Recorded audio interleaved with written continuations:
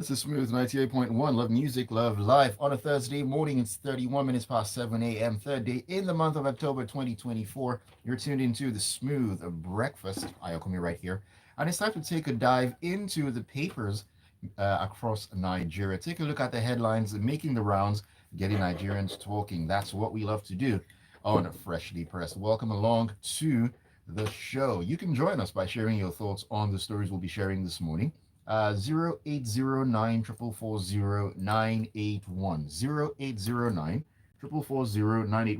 That is the WhatsApp number to send your messages in to us. You can also join us on YouTube. We're streaming live at Smooth 981 FM Lagos. Smooth 981 FM Lagos. Once again, welcome along to the journey this morning. Joining me to take a look at the stories and give us his analysis and, of course, his perspective as well. Gbubemi is in the studio with me this morning. Very good morning to you, sir. Great to have you on. Thank you very much. Good morning, Ayo. Good morning, Lagos. All right, so many things to get into this morning. I mean, a couple of interesting headlines coming out of the papers, and we'll start with this one out of The Guardian. And it says, um, from the chairman of the Independent Corrupt Practices and Other Related Offences Commission, that's the ICPC, Dr. Musa Adamu Aliu, came a revelation that over 13 billion naira in public funds were diverted in September 2024 alone. Aliu, who made this revelation on Wednesday in Abuja at the launch of the Commission's 2024 to 2028 Strategic Action Plan, said that the Commission recovered the funds while discharging its mandate. Now, he said, and I quote, over the past year, the ICPC has made significant progress in discharging its mandate. For example, we recovered over 13 billion naira in diverted funds in September 2024 alone. Now, this is just one of the many ways we have worked tirelessly to fulfill our mandate. I will end the quotes there, and I'll come to you, Bruno, with this one. I mean, first of all, 13 billion in September alone, mind-blowing numbers to start with. But then the question is, where were these funds recovered from? From whom? From where? And what happened to those people or places that these funds were recovered? I mean, just numbers, but nothing really else told to us. That's my question as well. You know, I wonder why we receive sound bites like this, for example. So quite all right. This wasn't exactly the forum where that was set up for the chairman of the commission to declare the identities of these people. So we would have assumed that there's another forum that has been done or some publication or whatever that would have declared this.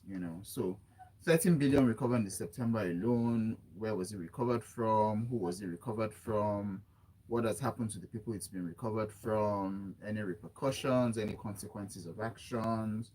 What exactly is the status of the people who are the person or persons who are the ones that diverted these funds? Clearly, it's a crime, and crime should come with consequences, and it's very important that we understand what has happened, in the uncovering of this crime. And this is September alone. We've not even talked about January to August. To the best of my Right. knowledge, we haven't even gotten any information about that. So in the last 8 months, prior to September, exactly the same thing. How much was recovered? Who was it recovered from? Where was it recovered from? What are the consequences of the action of those that this money has been recovered from? And then the recovered sums as well. What has been done with them? Have they been returned to the source that they were diverted from? Have they, been sent back to the federation account, or what exactly has happened to these things? This is the kind of information that we expect that the chairman would also provide. So the meeting was actually for them to launch their strategic action plan for 2024 to 2028. Mm. And one of the notable things that the chairman mentioned is that they've developed, or they're developing, a specialized curriculum aimed at enhancing the enforcement capacity of its personnel, uh, hoping that this initiative will equip the officers with the skills and expertise needed to address the complexities of corruption cases with the highest standards of professionalism and efficiency. Uh, this, I think, is also very important. I look at EFCC, together sort of like with ICPC. EFCC looks at financial crime, ICPC looks at it in the public sector. And it's very important that the officials that are charged with identifying and ensuring that identifying public sector crime, and ensuring that these people are brought to book, Right. are equipped with the actual skills of prosecuting those cases to the end. So it would be nice for us, going back to the initial headline, for us to understand, the process that has happened in their identification of this diversion of funds, and for us to also know what has happened, who these people are, and what has happened to them. Largely, as a deterrent to other people, who would also attempt to divert funds in the future. Okay, I mean, looking at this, we've heard so many stories of these sort of instances. Oh, this amount of money was recovered at a particular time. This amount of money was discovered, and so on and so forth. But it seems like we don't have a regular culture of naming and shaming when some of these things happen. I mean, I don't know if that would be, should I say, a deterrent or a solution to the problem, but that is one way of letting the public know, okay, this particular thing happened with public funds. These are the people who are responsible for this. I mean, isn't naming and shaming something that should also happen when we talk about these sort of issues? Yes, it should, because it's when we don't name and shame, it makes it appear as though some people can get away with these things, if with no sanction at all, probably at reduced sanctions, where, however, there should be a standard approach to meting out consequences of action. So for us to know who these people are is very, very important. For all we know, some of them are just getting a slap on the wrist, if they're, maybe just a dismissal or whatever, whereas consequences might or should be stiffer than that. Some people will argue that Nigerians have no shame, that there's nothing you can do that can shame anyone, but my opinion is that if the consequences of these actions, are very, very stiff, and then we can see the people who, these consequences are meted out to, then it should serve as a deterrent to, other people who potentially, you know decide to do this same kind of things. All right. Keep your thoughts coming in on WhatsApp on 0809440981. Adegboyega Adidiji is not having it. And he says, I'm not going to accept this sound bites. The same thing happened when the Minister of Interior publicly said those involved in the Bobrisky case, officers at the correctional center had been queried, but we later found out that it was social media suspension, purely an audio suspension. Name names, publish the faces of those involved. That is how you gain public trust, and not this audio, well, process is what I will say. I will switch a word there. Thank you for sharing your thoughts, DDG. Let's get back into the stories with me, and let's head into the punch, where this we've been down this road before, but this is more like an update. Well, seventh update, if I can put it that way. Now, the Nigerian National Petroleum Company Limited has again failed to begin fuel production at the Port Harcourt refinery in Rivers State. Now, this is despite the refinery failing to commence operations after about 6 postponements as of August 2024. Now, the Punch observed that promises made to Nigerians by the Federal Ministry of Petroleum Resources and NNPCL about the refinery have continued to hit brick walls.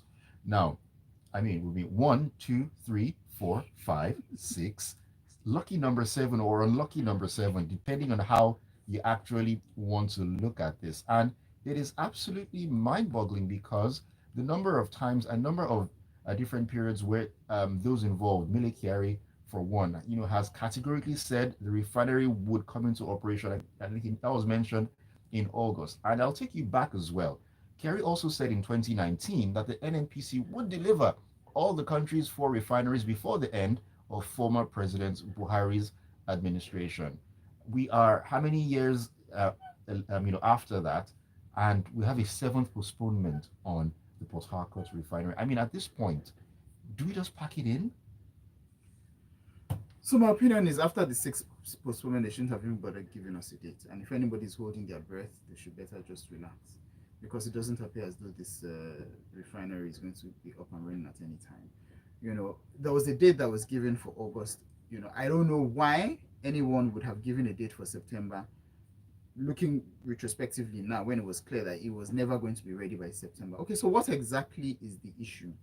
Why, is this refinery not up and running? 7 times the data has been given, 7 times nothing has happened. And I think this calls for concern. The article says that letters were written to the chief communications officer, who has still not responded as of now. They also says that Femi Falana wrote to the contractor handling the project, through their law firm, and as of now, they said that the client's been, the contractor has acknowledged receipt of the letter from Femi Falana, but has no update exactly. So what exactly is the issue? I think it's time for the NNPC to come clean and let us know. Do we even really have a refinery? You know, um, so clearly, we don't exactly know what the state of the refinery is. And at this point, I'm wondering if the issues are so significant. Should we even bother repaying those refineries? Why don't we just sell them to people who can, turn them around properly without all of this bureaucratic hiccups and all of that? And it's very important that we have our own refineries, really, because It as we goes can without clearly saying. see, exactly, as we can clearly see, all the shenanigans that have been done under the importation of fuel ever since we started importing fuel, culminating in all the subsidy fraud and all of that, doesn't augur well for the country. So this is significant enough for us to be able to ask what exactly is the issue. And I think it's time the NMPC GMD comes out and tells us exactly what the issue is. I'm wondering, will they tell us an eighth, give us an eighth date, and that day will come and nothing will happen. So at this point in time, I think before they even announce anything else, they should just come out clean and let us know exactly what the issue is. And to be honest, should we even expect that refinery to be up and running this year at all? It doesn't appear so. So And that is just one of four refineries. exactly. And then I think going back to the initial story, consequences for actions. You set 7 dates, and you've had to postpone each and every time. So shouldn't there be consequences for that? There should be consequences for that. And are we just going to sit down and wait until we have 10, 15, 20 dates before we realize that there's an issue? There should be consequences. What are the consequences that are going to be meted out to the relevant parties, the contractor, the NNPC GMD himself, and all the other people in NNPC, who come out and keep raising hopes and dashing hopes because they haven't sat down to do their homework properly. I'm actually glad you mentioned that because I mean, if this were to be a corporate setting or any other setting really, and somebody had a target to meet, and then you had to postpone one, two, three, You'd have been gone by I the don't think second I don't deadline at think the very anyone would even latest. be allowed to postpone, up to 3 times or even beyond 3 times. And then you just begin to wonder, the person who's supposed to be at the helm of affairs, talking about Millie Carey, is still in office Exactly. up until this point in time. Why are questions not being asked of him? Is it that he's above reproach, or is there something else going on that we don't know about that is not enabling these questions to be asked? Because in an ideal world, he should have walked. Exactly. So we actually even need to hear from the Minister of Petroleum Resources, who is our president, because this is under his purview. What exactly is happening? And how are you allowing these things happen under your watch? Hmm. That is the $1 million question. Let's take some thoughts here. Abel says, let's stop fooling ourselves. Can't we emulate the Chinese society where top public officials face stiffer penalties as a result of corruption? Today, they rank among the best. They don't joke with those sort of issues. If you're found guilty, well, you know what's going to happen. Jayolunua says, as far as I'm concerned, ICPC and EFCC are just wasting taxpayers' money on imaginary war on corruption. What we need is a strong federal police in the mold of the FBI to enforce federal laws. Now, I mean, not a bad idea, but now the question you're going to ask is, I wish the same thing that happened to EFCC and ICPC will not happen to them. mm, There's no point creating another agency. stronger institutions as opposed to stronger people. So really, we At just the need end to of the see day. consequences, penalties for actions and things like that, and then it needs to be from the very, very top, so that people can take all these of agencies seriously. Most definitely. All right, let's get back into into the conversation this morning. Let's quickly touch on education here because this has been in the news in the last couple of weeks, and another update has come up. This is concerning ASU. Now, the Academic Staff Union of Universities, ASU, has issued a 35-day ultimatum to the federal government to address the lingering crisis threatening the public university system. Now, the union's National Executive Council, which met at the University of Ibadan from the 17th to the 18th of August, had initially given the government a 21-day ultimatum. Now, following the government's failure to respond, ASU extended the ultimatum by another 14 days, starting from September 23, 2024. Now, remember, an official of ASU, I think in Cross River State, he mentioned that it seemed the government was not in any way ready to even listen to their complaints and let alone do anything about it. Now, they gave a 21-day ultimatum, and it was radio silence, no pun intended there, radio silence on that one. Nobody seemed to be moved. Now they've given a 35-day ultimatum to the federal government. Now, is this ASU, should I say, gearing up for something major, or are they trying to give the federal government at least room or more opportunity to get their affairs in order and listen to them? Well, I'd probably say a bit of both, and should I say it's nice that they've extended their ultimatum. But then again, ASU is always in the news. Every month we've heard this. And ASU's issues, go back as far as, 2010, 2012, So it's not necessarily a new thing, And I think that these issues have gone on for too long for us not to even have some sort of direction, regarding it. So, some of the things they've complained about, the EP software, payments for lecturers who, joined the strike and didn't get paid during that strike period. Some of the people, grants, some monies that should have come to the universities that haven't come, funding. There's so many issues, And by this point in time, I would have thought that the Minister of Education should have had a proper sit down with them. Let's even look at all of your issues, Let's try and dimension it. What are the things that we can immediately address? What are the things that we cannot immediately address, but we will address? What does it take to address these issues? Those are the kind of conversations that we should be having. Because at the very worst, ASU will go on strike again. It will disrupt the academic calendar. People who are supposed to be in school for 4 years will be in school for 5 years or more. And we had a similar strike, was it last year or 2 years ago, that extended for about 7 to 8 months. So we don't need these kind of things, happening in the country. Ultimately, both parties, need to sit down, dimension the issues, agree on the solution, and then each party should keep their word, because that's one of the things that ASU is literally fighting for.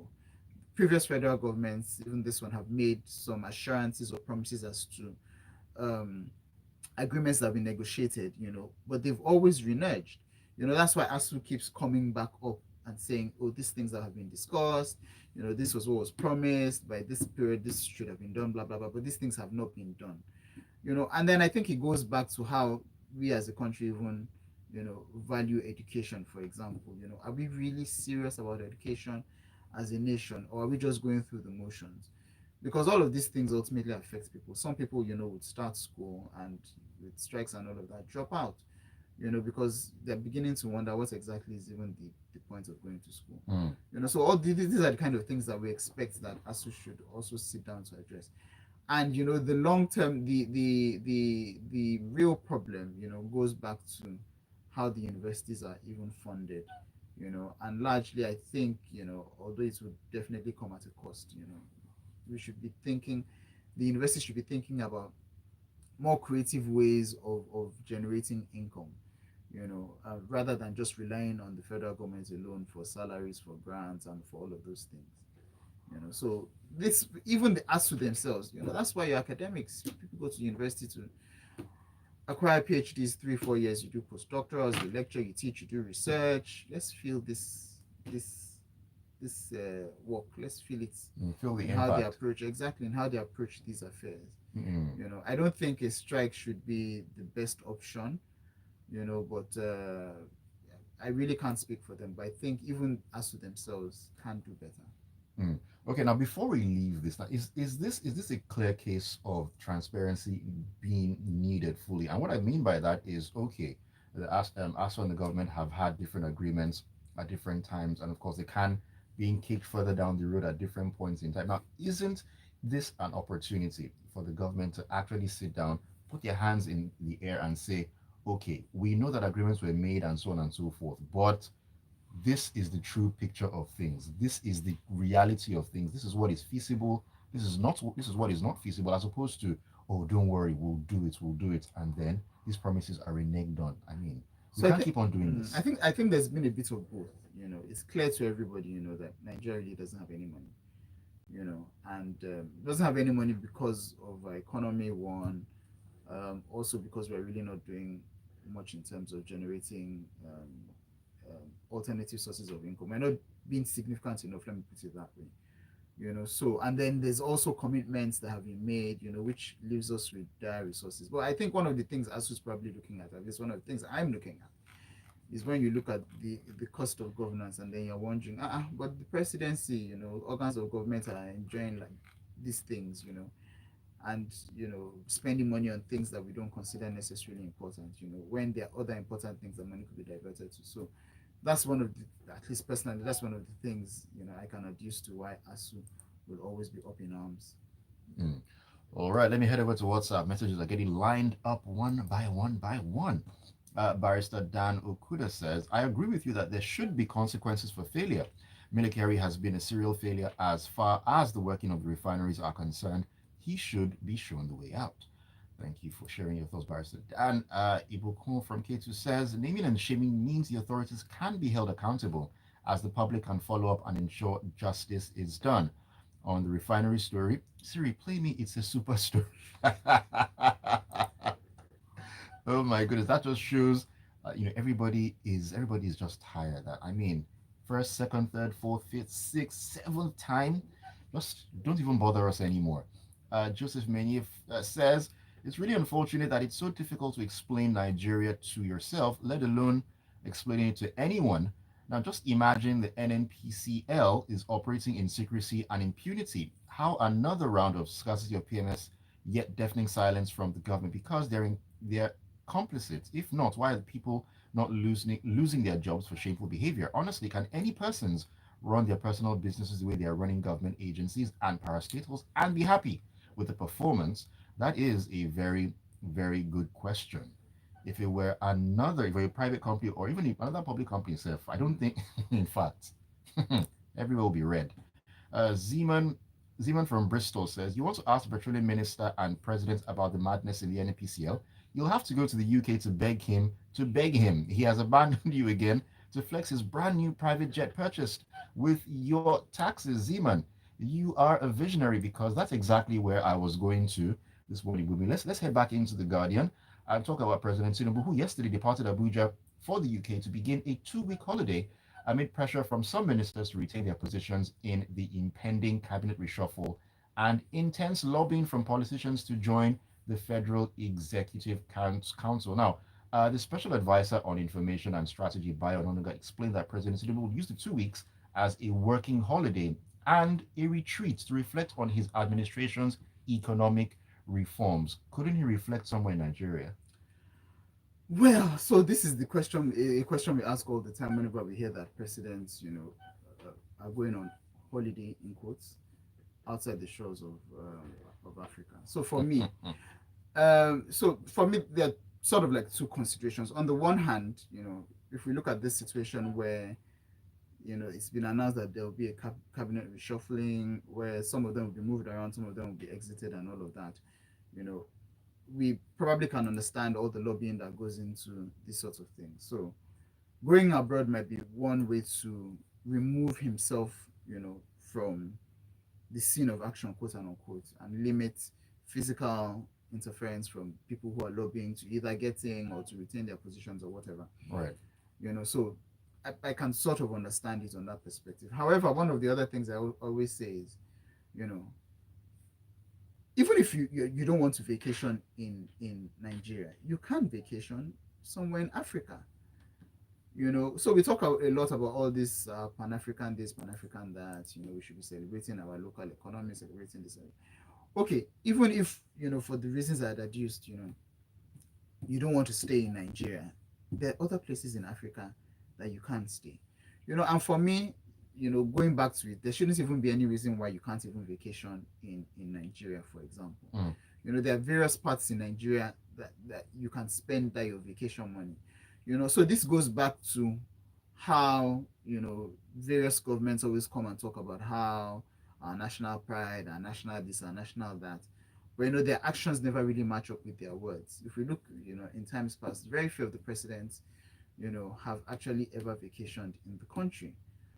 All the time you hear, oh, they're going to Europe or, or somewhere else, But what's happening to our local tourism potential? I would also sort of link this with our healthcare situation, for example, because we hear things like, oh, they're going for medical treatment abroad in Europe and all of that.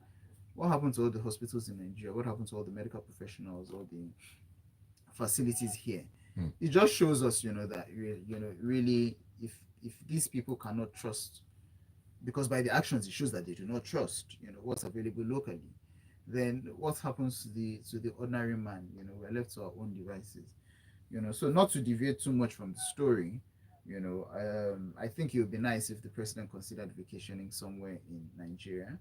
There's so many national parks, across. We have at least 6 or 7 national parks across the country. We have some other private resorts as well. These are the kind of things that the president can do to also aid our local tourism. Even if he wants to hide away from people who are potentially lobbying him for all of these things. That's why he has security details and officials, to prevent, to limit access to him. Mm. So anyway, we wait and see. Hopefully by the time he gets back, he will have a list of of people who will either replace existing ministers or ministers who will be moved around. And it's high time. We really need to see some action on this. This is a year after the ministers have gotten in. The performance of many of the ministers is quite debatable. And I think it's time to just reshuffle that house. Hopefully we get the Reshuffle. best out of it. Reshuffle the house like a pack of cards. All right, let's take messages as we round up this morning. Aditi Jadiboya says, frequent annual leave of our president is laughable and ridiculous. Who goes on leave while his own house is getting burnt? Who does that? I let him go on leave now. He should rest. He needs to rest. The world is a global village. We see how it's done in other climes. I'm yet to see any serious-minded president or leader that jumps on a plane at any given time to stay away from his nation. It is so shameful. All right. Who else is talking to us here? I just have to take one or two really quickly. Um, Sensei says, how do you convince ASU that the country is broke when you're constantly splurging on cars, planes, and home renovations? Let's be serious, please. Uluwashe says, even every Nigerian public position is a potential cash cow for someone to steal. It's well known. It's a well open secret. All this happens because there are no real consequences for stealing. We really need to go. Thank you so much for the message, and thank you so much, Gbubemi, for joining me this morning. Absolute pleasure having you on Freshly Pressed. Thank you for having me. All right. Thank you for the messages. Keep it tuned to Smooth 98.1. There's so much more to come. At 8:15 will be time to get into the grapevine and talk entertainment at that time. Stay with us.